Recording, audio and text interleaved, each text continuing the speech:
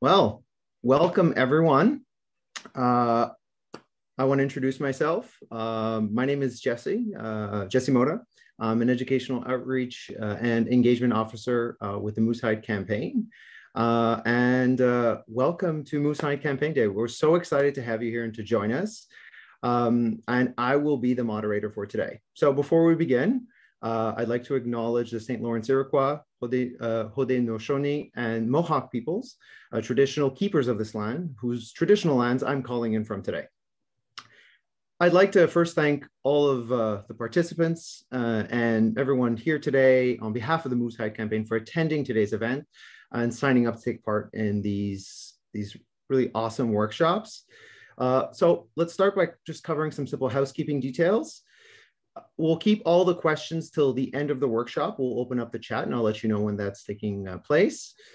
In means of hate speech, that won't be tolerated. Any inappropriate comments or anyone who makes comments of that nature will be removed from the workshop. If anyone is feeling triggered by anything you're witnessing, please contact me via chat directly and I'll be here to support. And without further ado, I'd like to introduce our facilitators for this workshop, Elaine and Vince Kicknosway.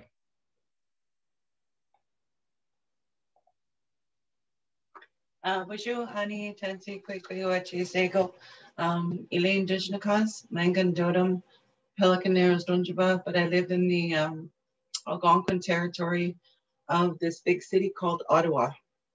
I originally, I have to slow down because I understand there's a French translator, so I don't want to speak too fast. I live in the Ottawa region. I'm Swampy Cree and from my mom's side and Chippewa from my dad's side. And I was asked to take part in the Moose Hide campaign.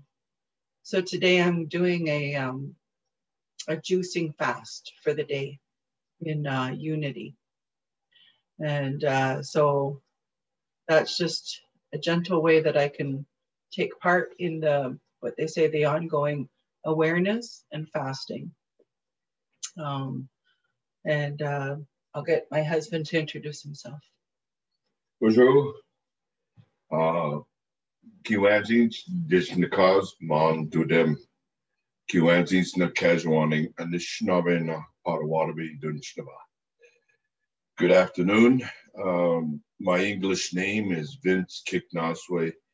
More of my community members know me as Vinny, and I've been a strong supporter of the Moose Hide campaign. As you can see, my little emblem here that I wear with the moose hide and whatnot. It's an important part, and I'll elaborate a little further on later throughout this gathering and sharing about ending violence in the areas that I am affiliated with and whatnot. So I'm proud and pleased to have an opportunity to provide listeners and to share the little bit that I understand of who I am and from what my wife and I have both gone through in life and how important it is in relation to having an understanding of what a relationship is and whatnot. So I give thanks to all listeners, and I say miigwech. A lot of the different things that we do talk about, we recognize the gender-based violence. A lot of the things that we talk about are trans and two-spirit friendly, but also recognize that whatever your relationship looks like and works with and works towards is the choice of the individual. So it's really important to even start with that, because those are things that sometimes I wasn't even taught when I was growing. So the more that we bring it out and raise awareness that we're all in unity of conversation about the gender-based violence conversation of Indigenous women, but we have to include trans and two-spirit, those that are recognized as women, or the ones that that are coming into the circle, or what they say, that never left the circle. So when we're talking about intergenerational effects or effects, we have to recognize that there's a lot of separateness within how we were raised. For example, when my grandmother went to residential school, it was an age and gendered separation. When we were being apprehended by the child welfare, sometimes you heard more of the female were being apprehended, so the next generation wouldn't know. And the continuum of take the Indian out of the child.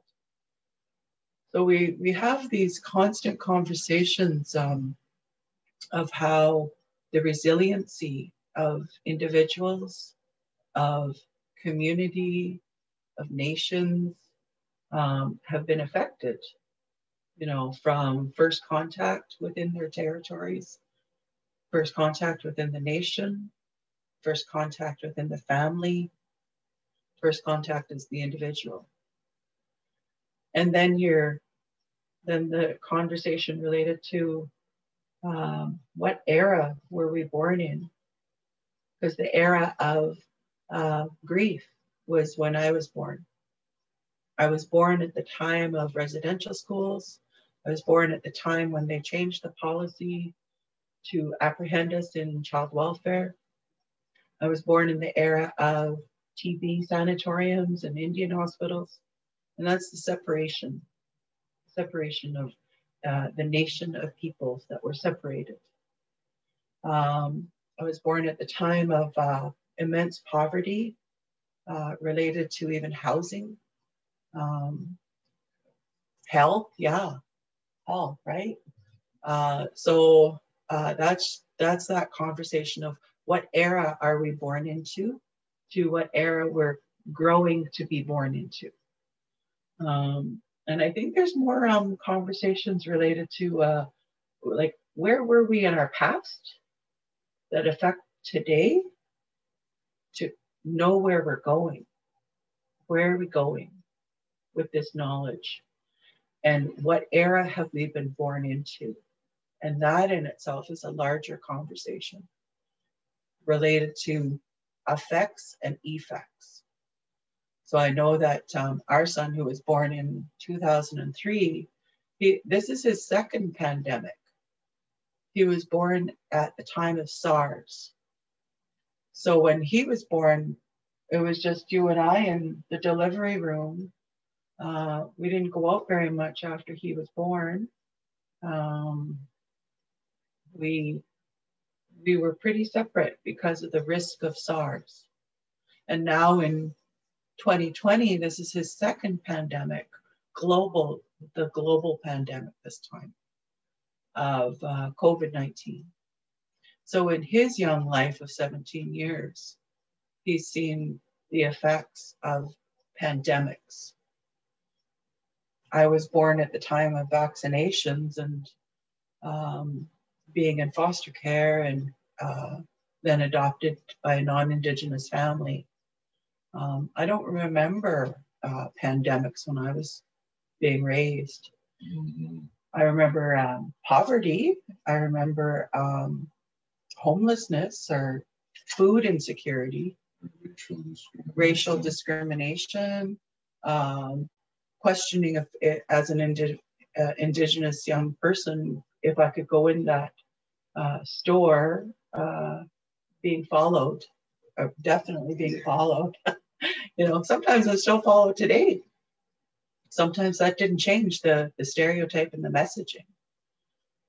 So I guess it's really understanding what they call this umbrella of resiliency from, you know, Royal Proclamation in 1763, of when the king and queens of other nations across the ocean came to, you know, venture into the new world. They called this continent a new world. And when we talk about, you know, what does new world look like? Well, we're actually talking about new world again. You know, so now it's just come full circle. It's a new world. To the first residential school opening in 1831, and the effects and the gender discrimination and violence that was perpetrated on children, to the Northwest Rebellion, to the British North America Act, what they call the Confederate Act, to the Indian Act in 1876, and then the changes in 1894 that made sure, or there was a commitment that said by law, the children had to go to residential school. And then the continued changes of the Indian Act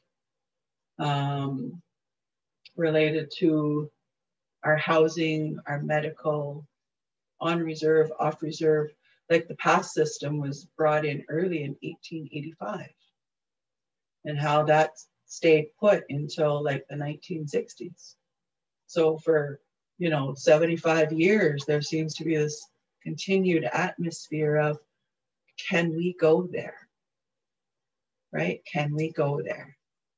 And I think that's those places of when those teachings of you know, what we call these teachings called grandfathers or grandparents' teachings, or cycles of life, or rites of passage, or ceremony rites of passage, right? Or our songs, our language. You know, I was raised in the era that language was with me when I was apprehended. But because during the apprehension and the group and the foster homes and being raised in English, that I assumed the word English. I took in the language English. I started dressing English. So those are the places, right, of the effects and the effects.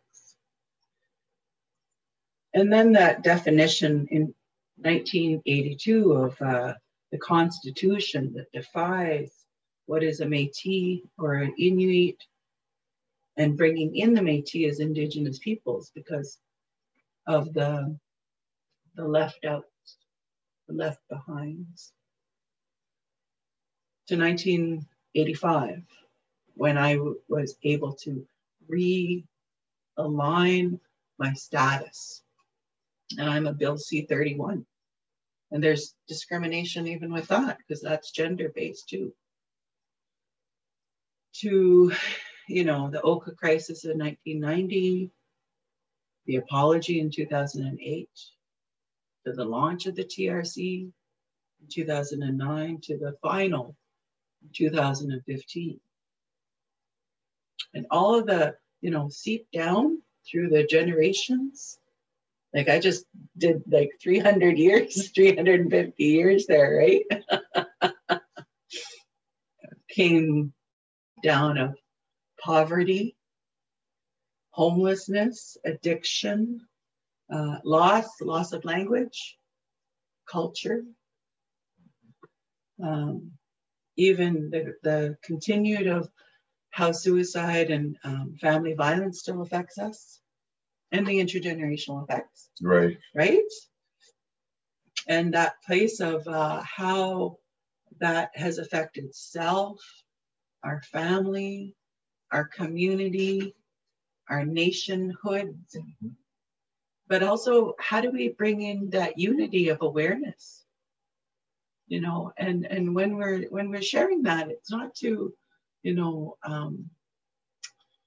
bring what they say a heavy feeling, because you feel it, and that's why we lit the smudge, you know, and you know, as we talk, we don't mind people getting up or moving around, because we want to stay present while we're having these conversations, because throughout that is this next generation. Like we made a choice to have children, we made a choice to be together, we made a choice to stay on the same path, even though it's a very distinct individual path, but we share this path, you know, whatever that path looks like some days. And sometimes it's raggedy, sometimes it's on water, sometimes it's shaky, but it's a path to say, hey, it feels shaky, what's going on? You know, but we've worked individually really hard to, you know, work with, like I work with different family members and elders and ceremony, but also therapists, psychologists, insight of trauma therapists, addiction worker, you know, like I work continuous on this place of a good road. What does a good road look like? You know, make sure it's clean, even though it's, you know, like there's areas of piles. I'm a pile person, you know, pile of clothes, pile of this, pile of that, but they're organized in my piles that make sense to me, that work with you, and you have your piles. It's interesting how some are related. He has his piles of different stuff. And it's not to get frustrated because it makes sense to you, and I'm to respect the space of what works for you. And I think that's the continuum of how does it work? Because we've been together almost 22 years. And if you told me like at the beginning, oh, you're going to be with this individual for 22 years, like I would have never believed it. So those are the conversation of giving yourself permission to believe the goodness that works for you, but have spaces of uncomfortable conversation to say what's happened and how did it affect you. And a lot of that is attachment. A lot of that is trust. A lot of that is, can we build a world and an earth and a movement related to goodness? Some of that, you know, you look at about your own self-love, your own self-caring. Like I'm in a movement right now. I sometimes it feels like you don't move, and this pandemic has caused a lot of stress. But what I do notice is, like, past couple of days, I've been walking like 7 kilometers a day, just to walk, just to feel like I got to move. I'm doing something, you know. But I'm, you know, it's really important that I feel that place of the sunshine, of the tree life, unconditional love of what's offered. Taking me for a ride. Taking you for drives in our truck and getting out too, right? Doing together things, like just even little together things. What does little together things look like in a pandemic? You know, even cooking, having our spots in the house because we all work from home now.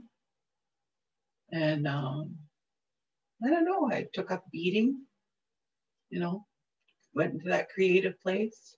Snowshoeing, doing a lot of snowshoeing, socially distanced with my cousin. Taking our son to the canal. I mean, in Ottawa, we have this huge canal, and that's how we've been physically, mentally, and emotionally and spiritually being grounded. You know, it's not all feeling like it's work, work, work, because that can take it away. And preparing for our son's, yeah, you know, journey yeah, across Canada. Yeah. So. Yeah, singing. We sing every day. Yeah. You know, I don't dance every day like I used to, but singing's a release for me, for my anxiety. Good therapy. To breathe, yeah. Right? Like, you know, if it gets really hard, I'll start singing that Humma song by Eulalie.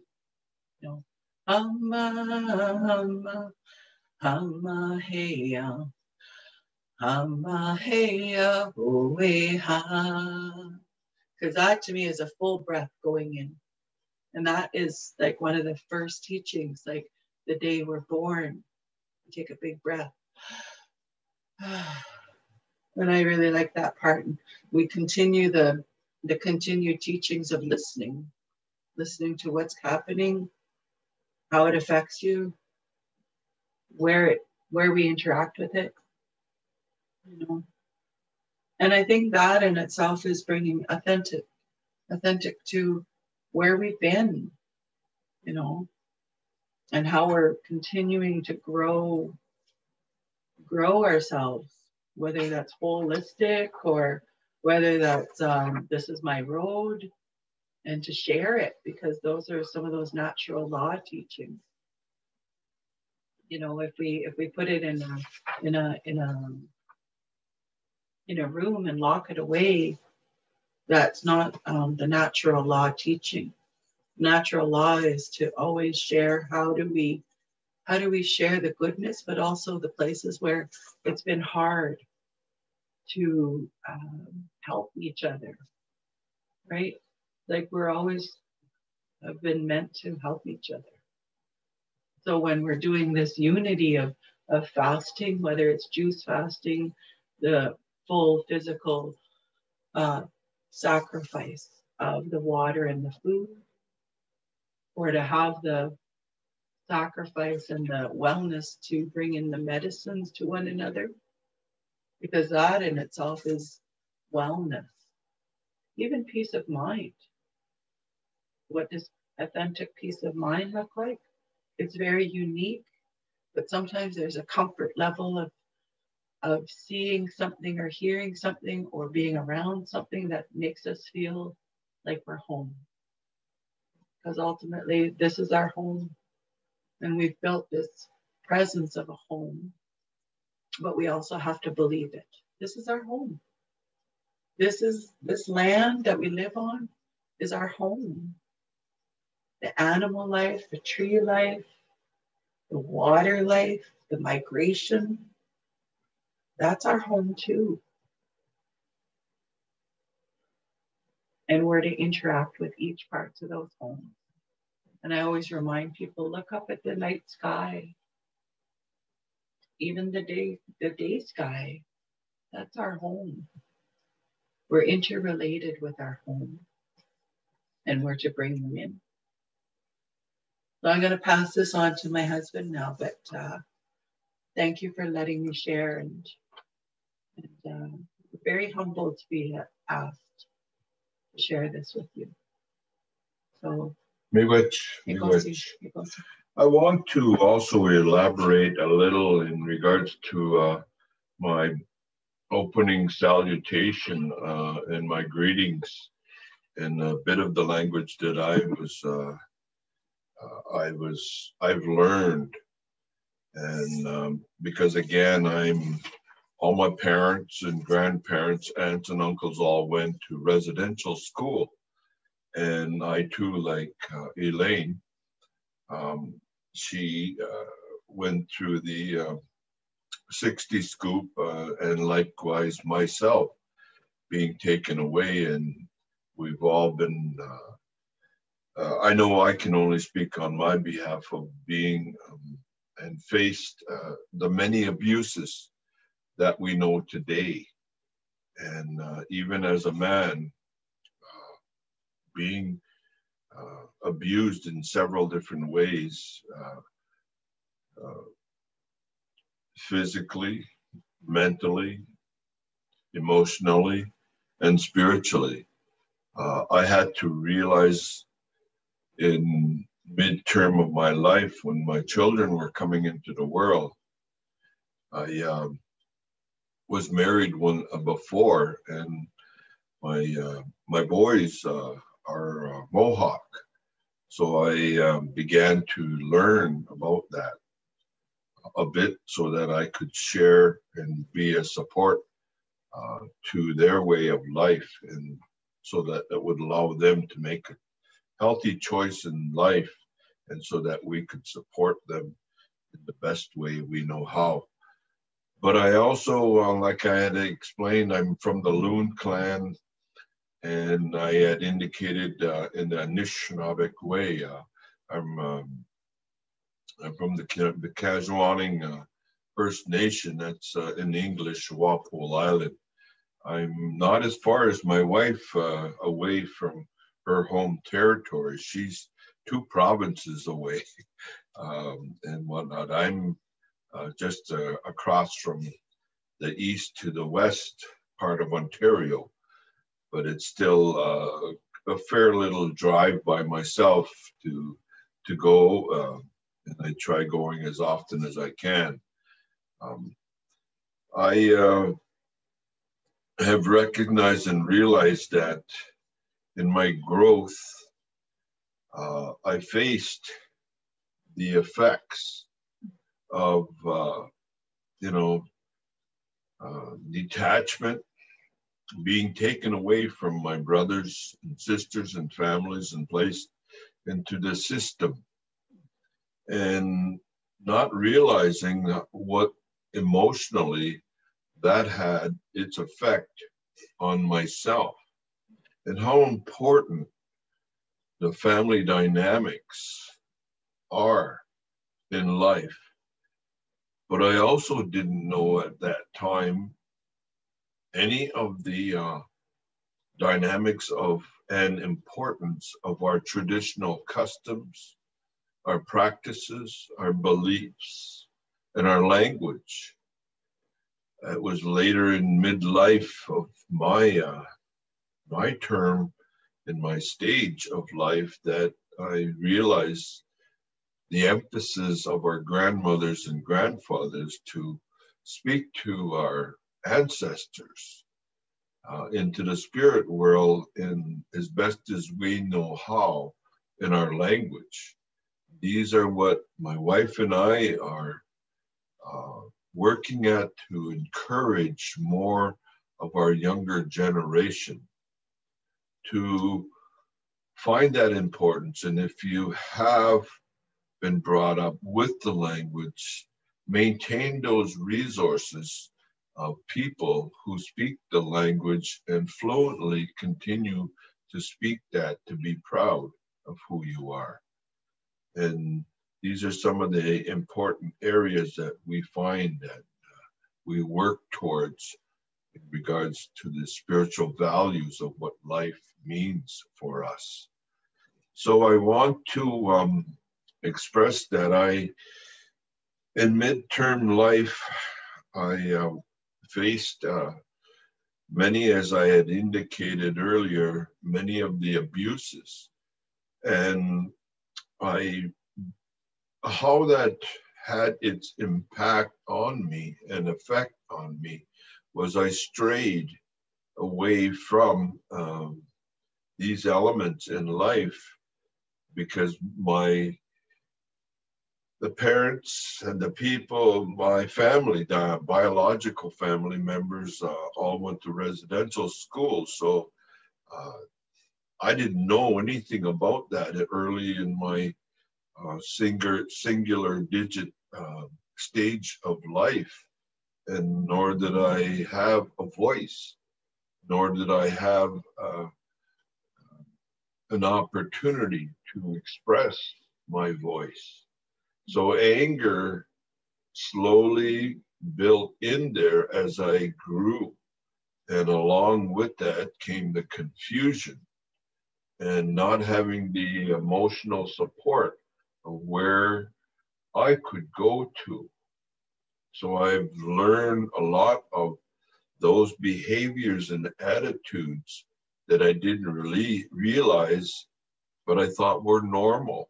Coming from a rural perspective, then moving into an urban environment of the social world of the 60s scoop, and realizing and facing racial discrimination and being forced. And through the earlier years, I remember Indian day school, and where I was punished a lot by the non-Indigenous educator. No matter whichever way, I just seemed to have that energy level that the teacher in a 2-room school just seemed to have something I felt was towards me, and I was always punished. And I felt it also when we were forced into, for medical reasons, for a dentist. And I spent 1 full year in the hospital due to several different, at this time, I didn't have the vaccinations that I was affected by, all the different types of measles, extraction of different body parts and whatnot. So I lost a whole year of spending in the hospital and set me back. And I still was being, how would I say it in a nice way, is that the education system, I didn't have much interest for. And when that interest wasn't there, I was punished by the educators. And then later in life, going into a totally non-Indigenous perspective, that's where racism really hit me a lot, and realizing and recognizing. And I'll skip a little fast forward much more in life, where I realized that becoming involved in different groups and settings, bullying became a part of that perspective in life. And I didn't realize, I thought it was a normalcy, which led me to incarceration. So from incarceration and realizing that the only easiest way to numb all of those elements in life was drugs and alcohol. So I've gone through all of that until my mid-term in life, in my 30s, to realize when there was a change in the system, as my wife had indicated, you know, the opportunities that society began to realize, to focus on the importance and the recognition of Indigenous peoples. And so education became an apparent way and an interest for myself. And not only that, for the children that were coming into that next generation. And when I had listened to the grandmothers and grandfathers and talking about how important our traditional values and customs and practices and beliefs and language was, that we may want to consider looking at that and developing something for our own individual self, and in hopes that your children and your grandchildren, there may be a change in life. So I began to realize and recognize that. And so I'm going to share a story, because our grandmothers and grandfathers have stated that it's an important part in life to listen about the stories, the teachings from the many nations of the people. And I was to set journey to go as best as I could in those 4 directions to learn from those grandmothers and grandfathers, those ways. So one story from the Ojibwe that I had learned was that the Creator gave the 7 grandfathers, who were and are still very powerful spirits, the responsibility to watch over the people. The grandfathers saw that the people were living in a hard way in this world that they were coming into. They sent their helper 6 different times to find a person who could be taught how to live in a good way with all of creation. Finally, the 7 grandfathers' helper found a baby boy who, because he was just born, was pure enough to receive the teachings and bring these teachings back to the people. The grandfathers were happy with the choice made by the helper. The baby boy is a symbol to people that it is important to start early when educating our young people, and that they are already beginning to learn at a very young age. Babies are still very connected to the spirit world and understand this connection, which can be lost when people become adults. So that story had a huge impact on my choice of making a decision and self-reflecting and going through my place of employment to have that opportunity to meet the grandmothers and grandfathers that crossed my path and shared these stories and teachings. And one traditional grandmother had shared with me to create an imaginary backpack.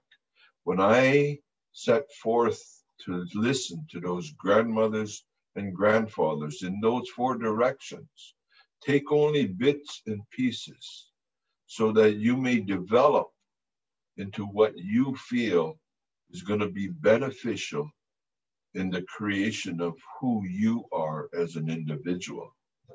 I've taken, like my wife, many different, and I believe my wife has taken a lot more than I have. Not to say that she needed it, but I am so in awe that she took the interest in going more further in depth in a lot of different, in today's world, the educated formulas to what suicide, temperament, anger, and how important education is.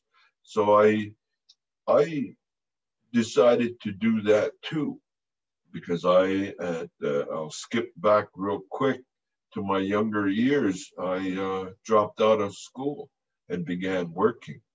Almost contemplated joining the Army, but drugs came into my world, and I knew the United States Army wouldn't like someone that's affected by that, since I worked in the United States after I dropped out of school. So I realized at a mid-age how important I could be by listening to those grandmothers and grandfathers, and how education, by looking at your left hand and your right hand, how close your left hand is to your heart, and making that decision of what life and how life can affect you in your growth pattern and what you want for the next generation. This is somewhere that I had realized and recognized that those 7 grandfather teachings, which I took upon, and I have to emphasize that it was within the Ottawa community. I've been here now 45 years, and I've been at my one place of employ for 43 years. I worked prior to that with the federal government department for 2 years. But I realized through the course of that time that I was living an unhealthy lifestyle, and I chose to make that change in my lifestyle in the mid-30s to sober up and educate myself. And I went back to school, and my mid-50s to university. At that time, there were opportunities for adults to become re-educated, or there were programs for adult people, Indigenous people. So I went back to university, and I went part-time. I couldn't afford to take a full-time course. I even at that time had struggled with the education department, with the government departments to get funding. And so these were the times that we had many things that we've had to face in life.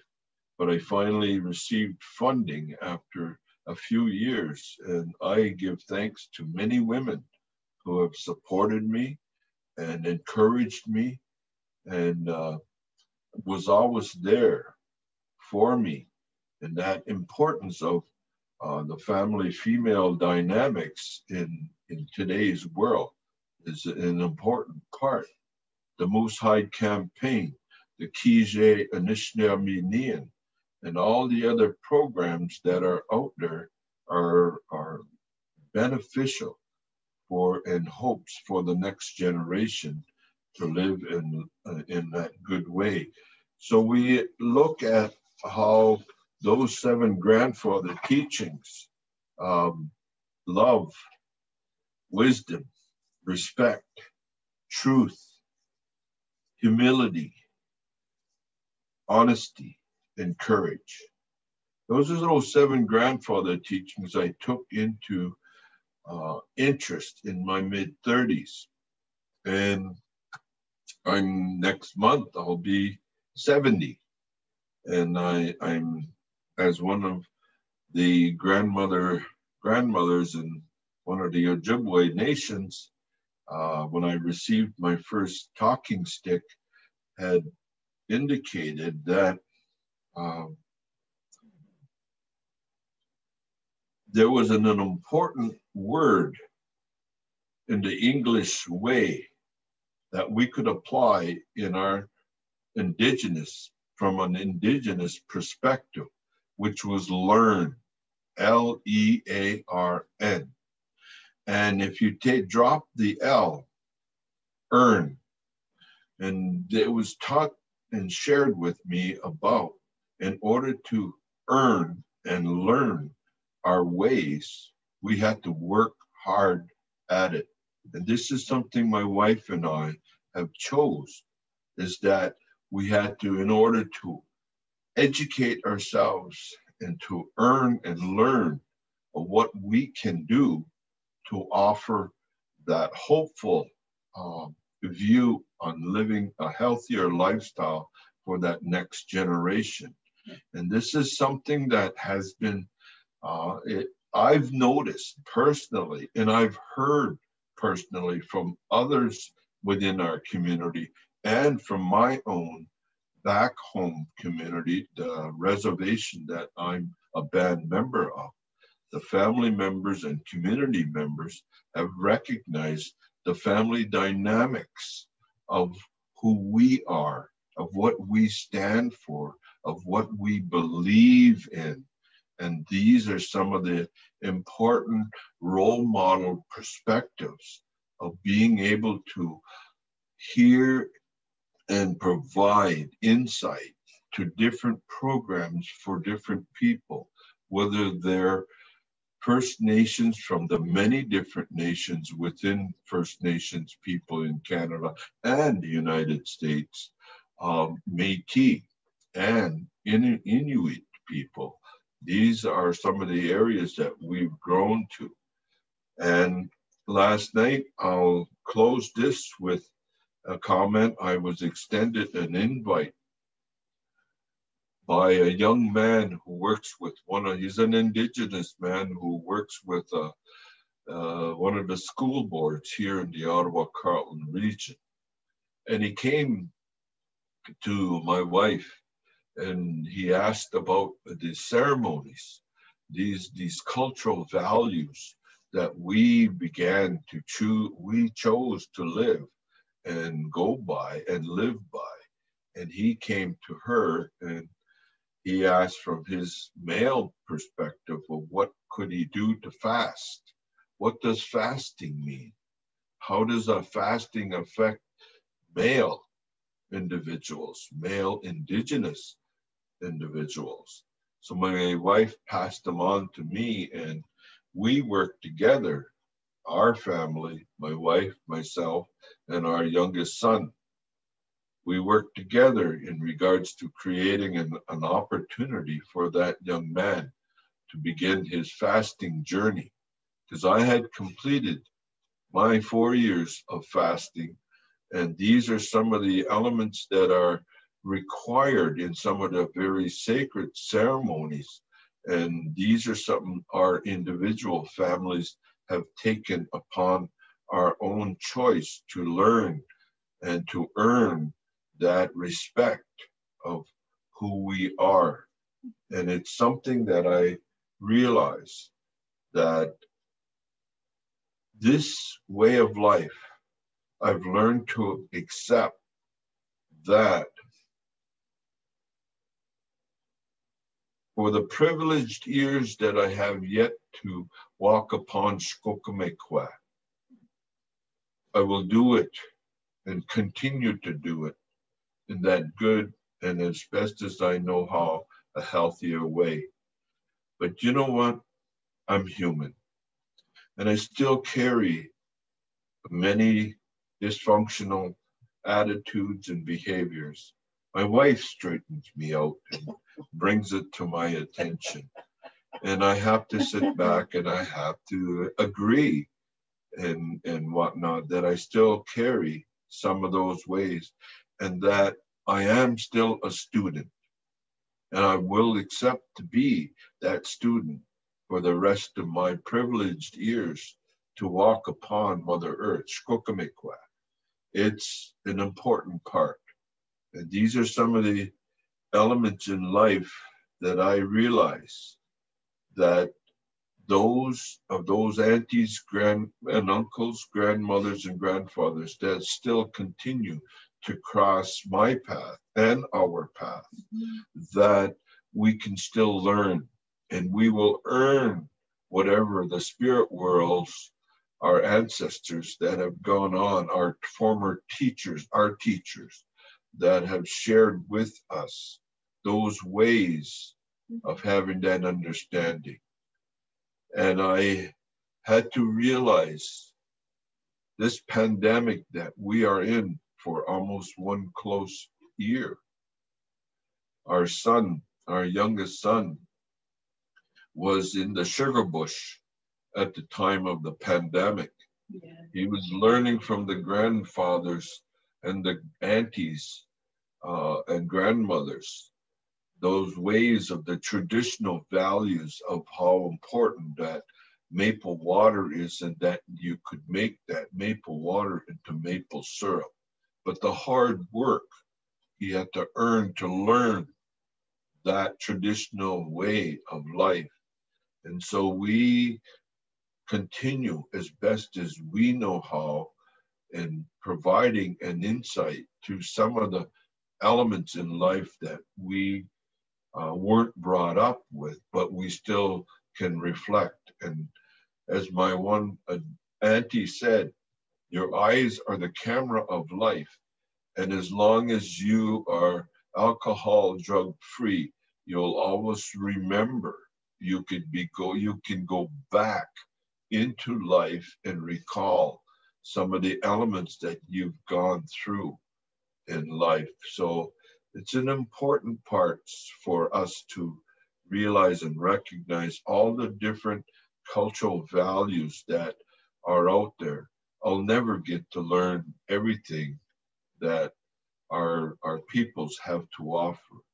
So I'll close for now and let my wife, I need a drink of beach and whatnot, and water because, and I'm proud to say, I'm 7 weeks without a pop soda.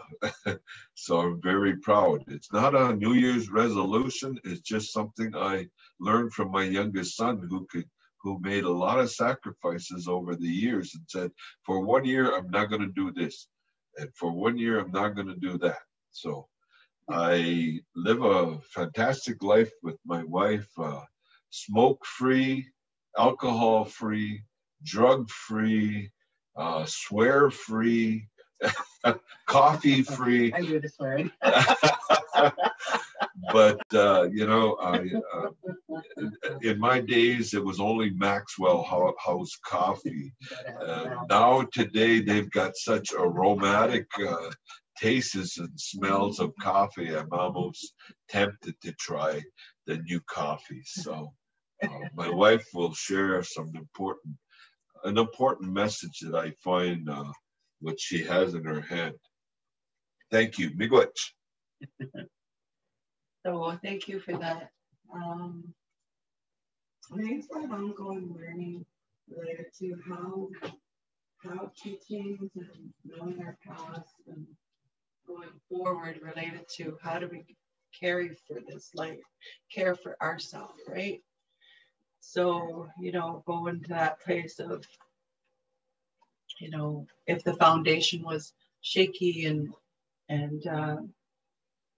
had a lot of anger and was inconsistent and brought a lot of negativity, whether it was humiliation or anger or hurt, right? Physical, mental, emotional, spiritual. Brought a lot of fear or shame. And how do you turn that into a place of trust to yourself, trust your voice to work with others, build a relationship, and work in those cycles, your own cycles. Some of it is definitely looking within.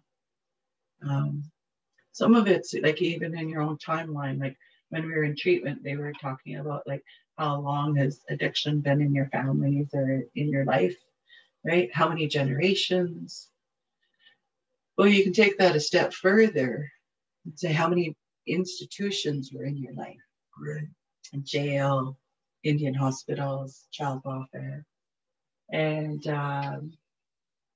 take that a step further of displacement or homelessness or housing, food insecurity, but also bring in those goodnesses of language, hunting, maple sugaring, fishing, you know, learning about, you know, elements of the moon, right? Learning elements of the moon and the different teachings on the front and the back, right? What's behind it, related to even calling out and holding yourself accountable to even how you react, your own behavior.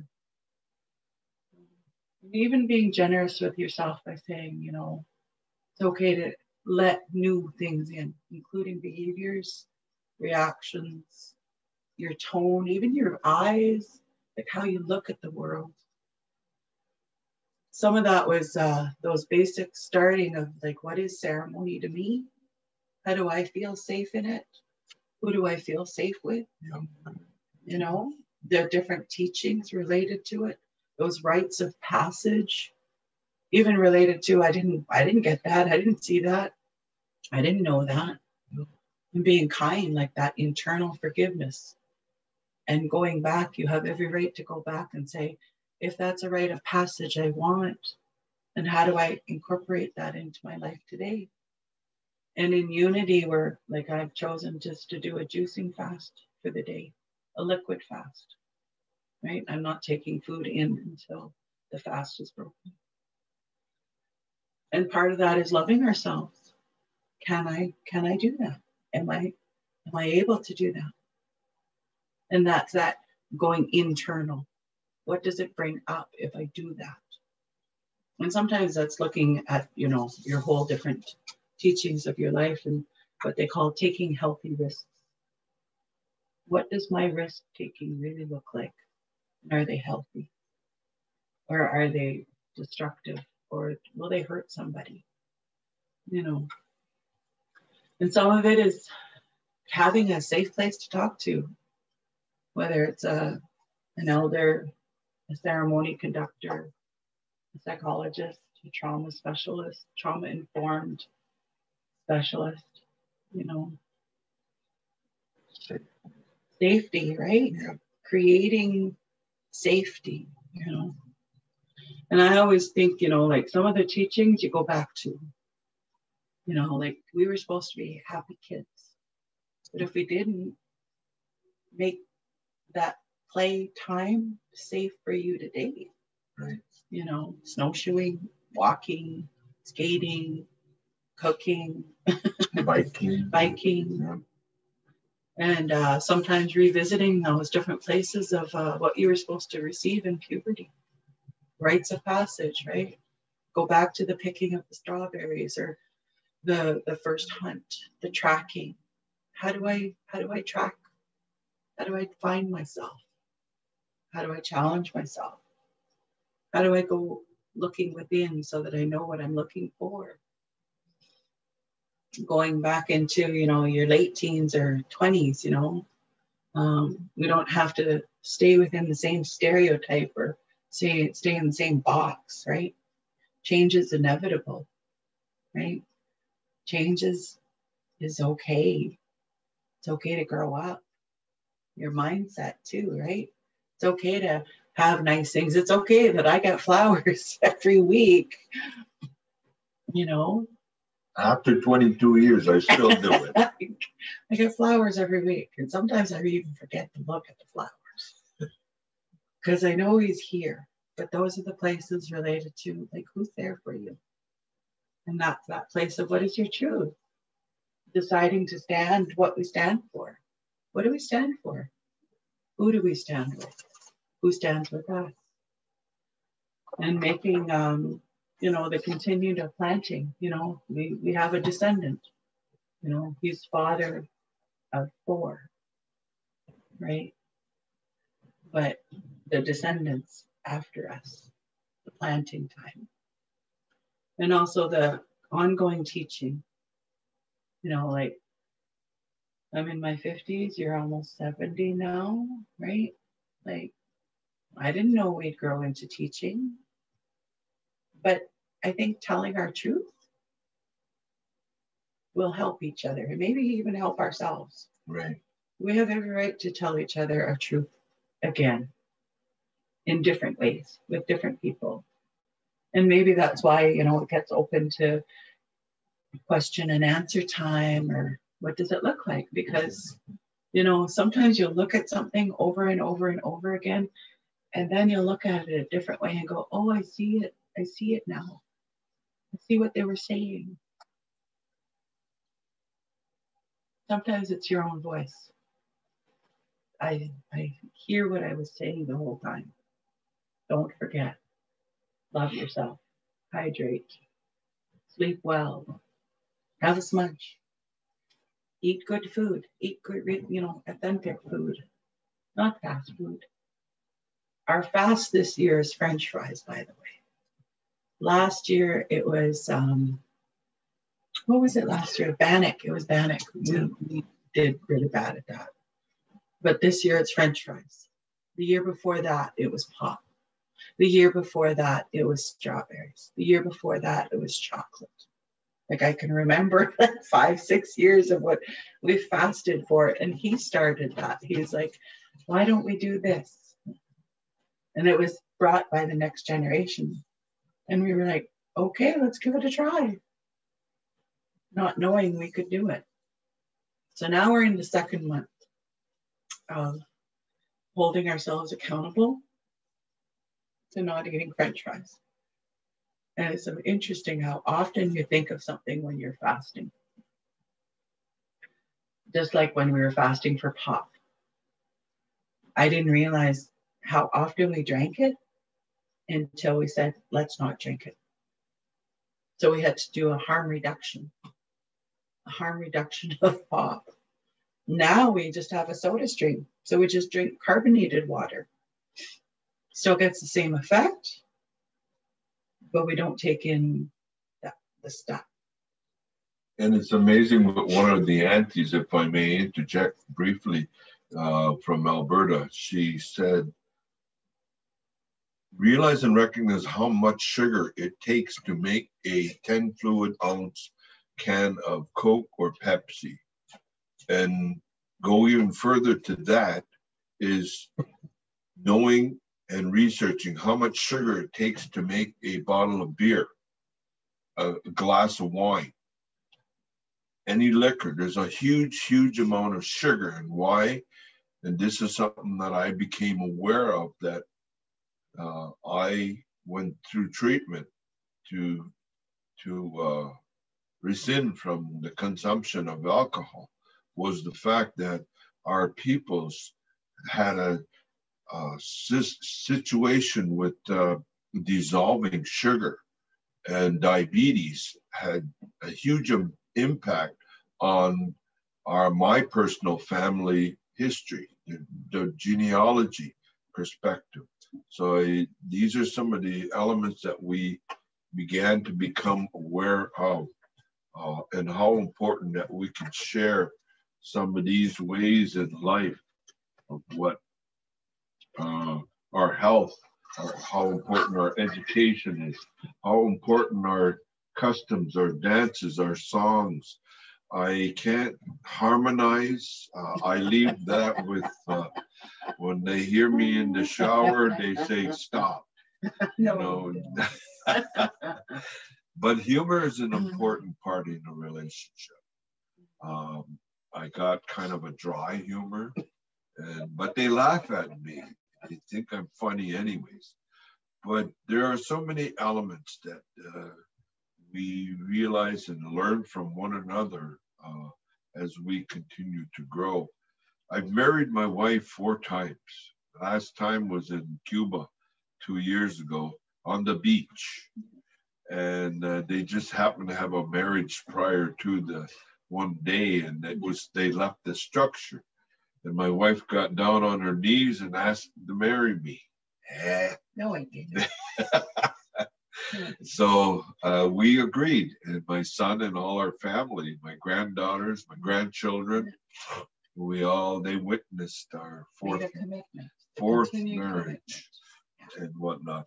But because when we first got married, traditionally, the band office wouldn't accept our marriage. Yeah.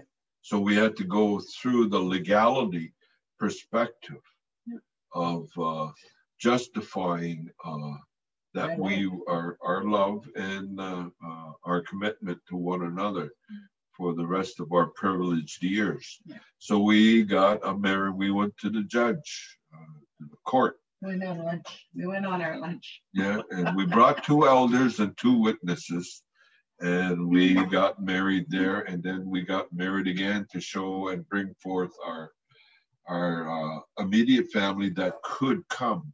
And we did a traditional wedding and whatnot, so that our family members that were not familiar with what we chose to live in as best as way we know how, of a cultural, spiritual way in life. And when we brought forth the pipe ceremonies and the songs and the giveaway, how we introduced the fact of bringing back the old bartering system and learning those old ways and bringing it forth so that others would realize and recognize the role modelship of what our immediate family provides and performs. So last night, as I had indicated, I was approached by a young group and in the community, and which consists of young people, Métis, Inuit, and First Nations. And they wanted to start a young men's circle. And we went through the profiling to look at what it is and what it will take to create an opportunity for a young men's group. My wife actually asked me 2 years ago, because I was trained and became a facilitator for Kije Anishinaabe, which was bringing an awareness to ending violence against women, girls, and children. And so she had indicated there was a different language, there was a different behavior. There was a different attitude in relations to the young via the adult men who were taking the Kije Anishinaabe training. So we wanted to be able to, I brought it forth a year and a half ago when I was in Toronto, the fact of what my wife had asked me to introduce or see whether or not a young Kije Anishinaabe Nian program could be created. They apparently are going to look for, to seek funding and find funding sources for that nature and whatnot.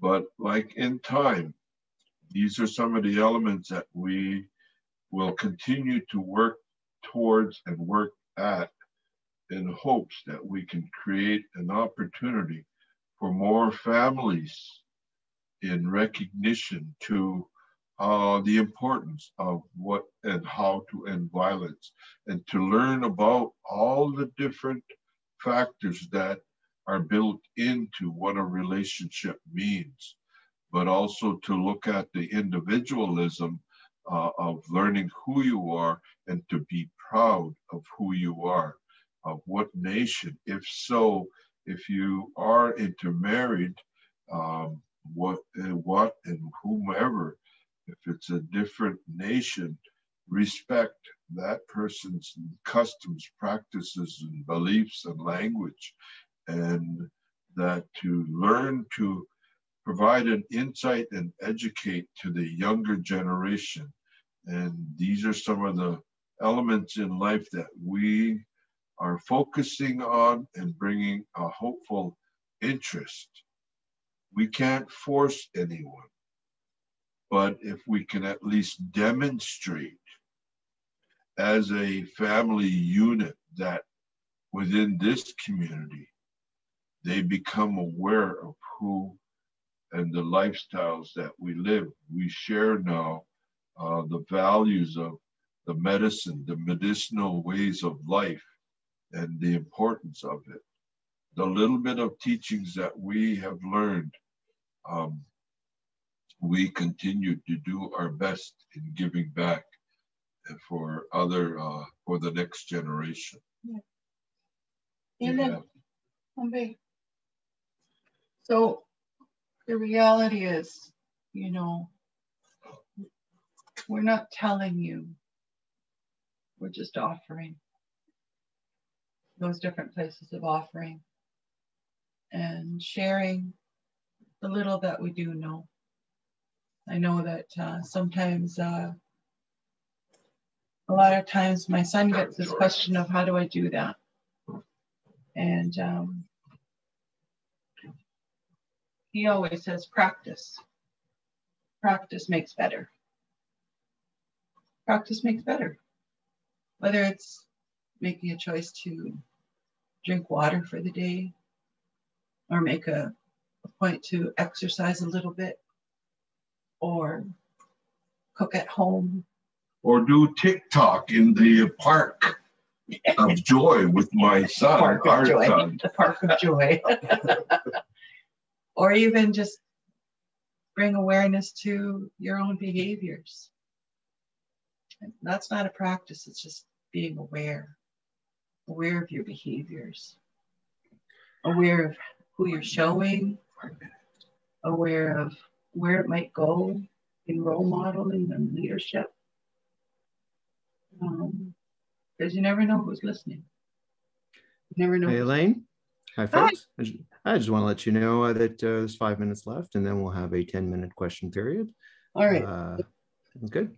Thank you. We're going to get Dylan to introduce himself. Oh, yeah. What you going to do? All right. In your language. So, Baju ani tanse kwe wache sego, nemki banoje kapisi samat napisis, Indigenous cause, mine gando dem kajanang donjaba. So, good afternoon, everyone, or maybe good morning for some of you on the West Coast. So, I just wanted to say hello. My English name is Elaine and Kicknosway. I'm Cree and Potawatomi from Walpole Island First Nation, Kajanang Territory. part of the Wolf Clan. And I'm 17 years old, and I was born and raised here in Ottawa, Ontario. This is Algonquin territory, unceded, unsurrendered.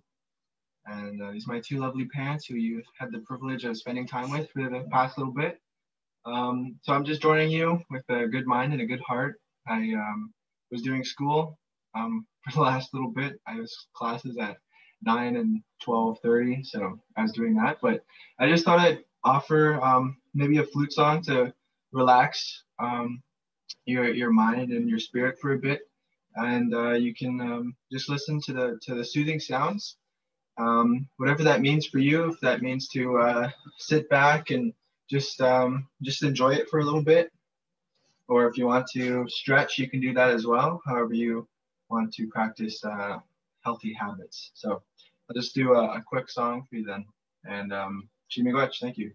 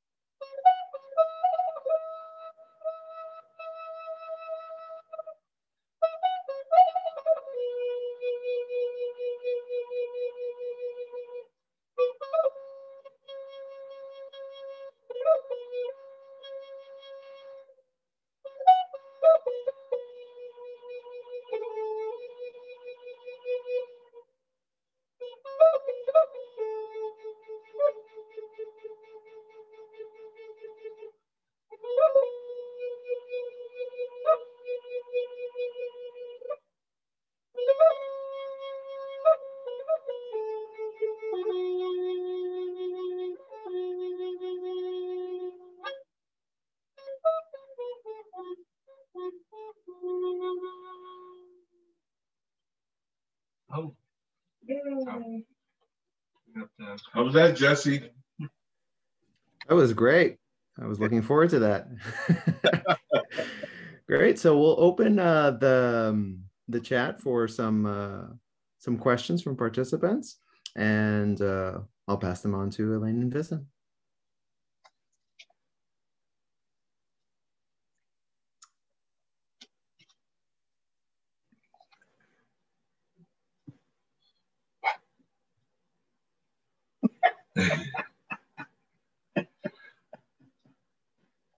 So are we waiting for a question, Jesse? I'm waiting for some questions here. Okay. All right. From our viewers. How many viewers? Right now, 97. Holy wow. Wow. Yeah. Thank you.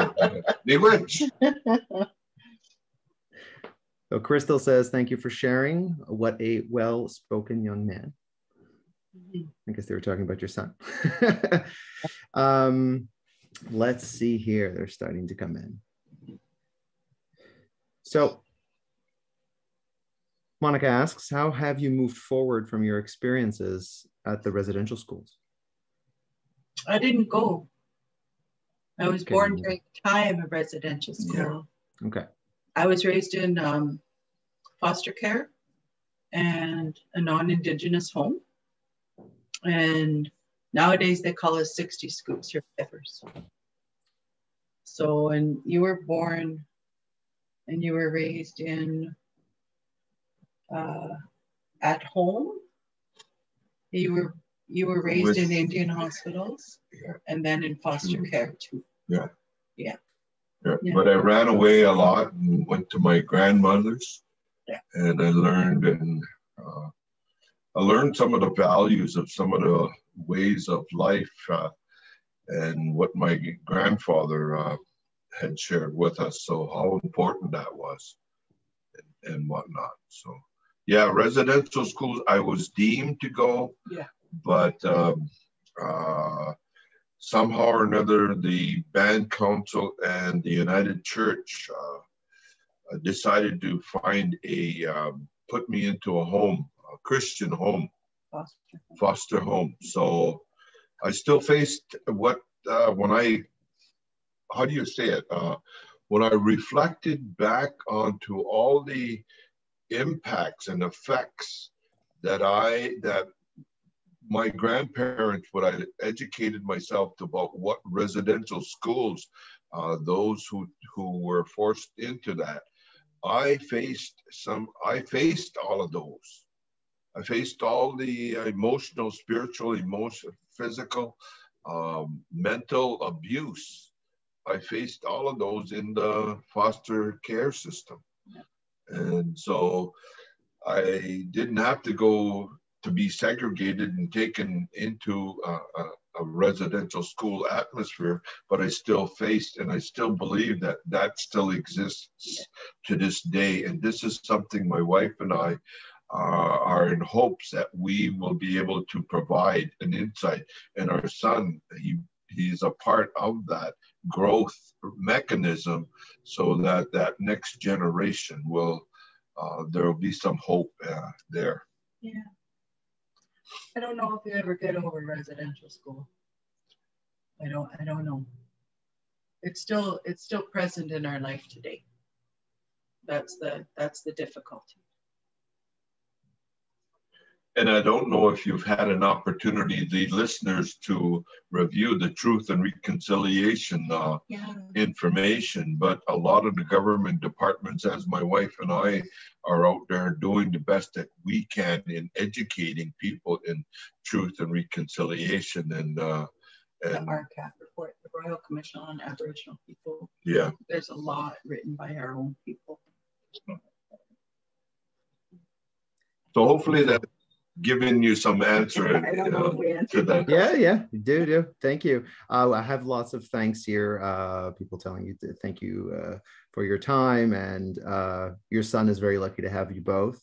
I'll bring on another question here, and these folks were wondering if you feel that your foster families embraced or supported your culture. No. No. No. They were horrible. If we could charge them, I would. Unfortunately, my foster families are all passed into the spirit world. So, like nowadays, it's called child abuse and child endangerment. Those are the words, present day words of what was happening back then. And we have to be realistic about what was really happening of child trafficking.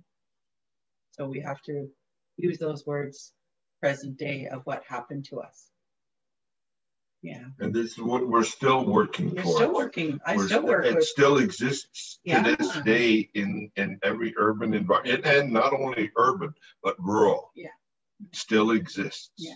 So it's as the traditional teachers had shared with me, no matter how much education you go through and attain, you're still going to be needed. And this is something that we are trying to stress, the importance of education, not only within yourself as an Indigenous person and in contemporary world, how important that is. And taking care of yourself, really taking care of yourself. Yeah. Like aftercare, different things like that. Yeah. So that kind of brings me to my next question from another participant. Are you folks getting tired of educating people? I don't know. I'm Wolf Clan and he's a Loon Clan. I'm Loon. So that's part of our clan system, right? Like, it's really important to raise awareness that it's really important that people take their leads, but also go to places that they feel they could learn more, but then the rest is theirs to take the lead. And that's that self-assertiveness related to referrals or references. Like, they're to take the lead too. So it doesn't just stay sitting in one space. They're to take the lead also. And so it's emphasizing the Loon, the clan system. It doesn't, it's not with everyone. Yeah. The Inuit don't have that system. Yeah. The Métis, to some degree, some do, according to some of the out west Métis people. Yeah. Okay, but there are also some of the First Nations that are not aware of that clan system. Yeah. So I, as a loon, if you Google loon and the definition of what the purpose of the loon is is supposed to stay with your partner for the rest of your life. So I hug, and that's something that we don't have today with the pandemic. Yeah. We've lost that human connection, that touch, because of the pandemic. And this is something that we have to individually look at and become aware of, to sacrifice ourselves to following the medical field of having to go without and go into social distancing, but not having to touch. Yeah. Okay, thank you for that. And as an introvert, it's my best time because I'm not a big hugger. Like, because of that place of where unwanted touch was before, to who I carry myself in a way always to be cautious, you know, not mistrust, but just going cautiously, because maybe I am being aware of my own behavior. I don't want to hug anyone that didn't want that hug, and I'll always ask. And that's what we do in our house, you know, aware of where we are at, you know, can I hug you? And that's really important. And I believe that's really important to have taught our son. Yeah. It's really important to have taught him. He'll always ask for a hug. Yeah. Every day he'll hug his mother and give me a hug before he goes to bed. Yeah. So it's an important part. Another question? Yeah. I got another one here for you. Were you folks able to access knowledge on traditional medicine from your communities? Medicine is always an ongoing conversation. What does traditional medicine look like in the modern world too, right? So a lot of them, I work with, because I'm originally from Northern Saskatchewan.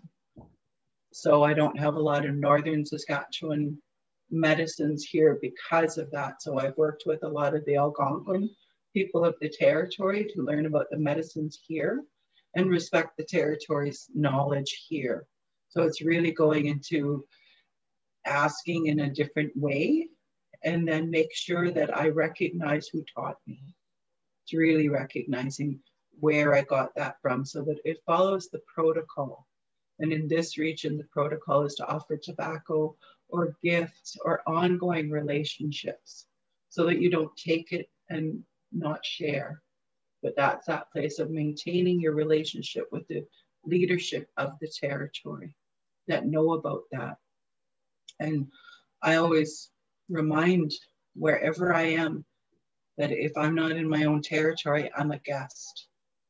I'm a guest. And then I remember my biological mom's words of do your best where you are each and every day, and hold that. Hold your do your best as you can.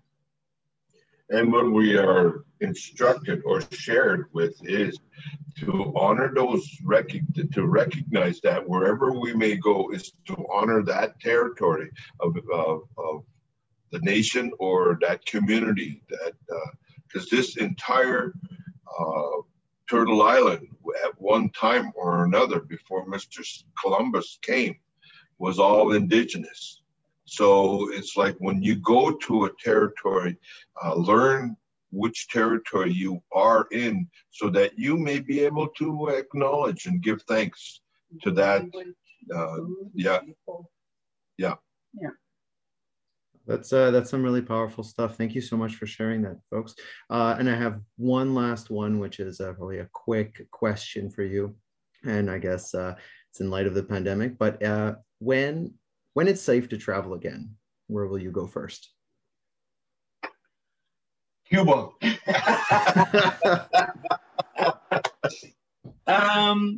When it's safe to travel.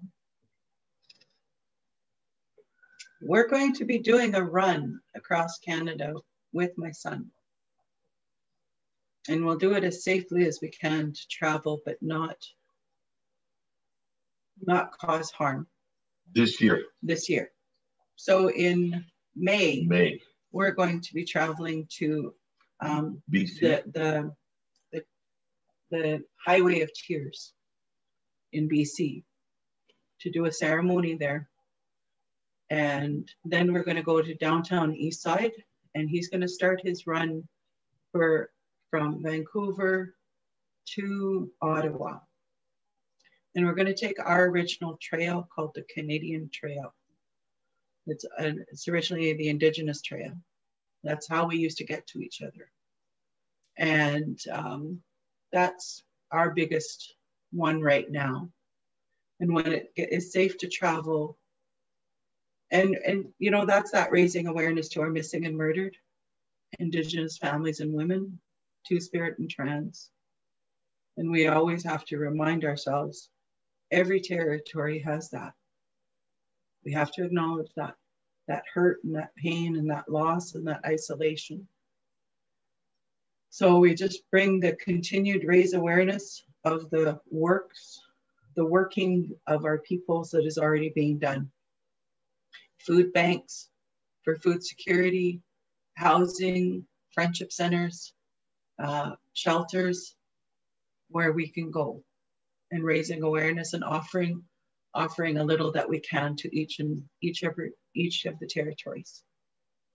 And that's where my son and I are going to go while his dad takes the sacrifice to stay here, because we can't take too many of us. So we'll go in and out quietly as best as we can, offer our songs and ceremony. And I look forward to seeing that West Coast, putting our feet in the water, but also acknowledge the hardship of the territories. But behind that is the love for the people. So then I think maybe Cuba, when the travel time comes. And then maybe, I don't know, I want to go to Australia and New Zealand to go see our people over there, because we're everywhere. That's thank you so much. That's a great way we can end on that note. I want to take a moment to thank you, Elaine and Vincent, and all the participants for attending today. I think it was such a great and powerful learning experience.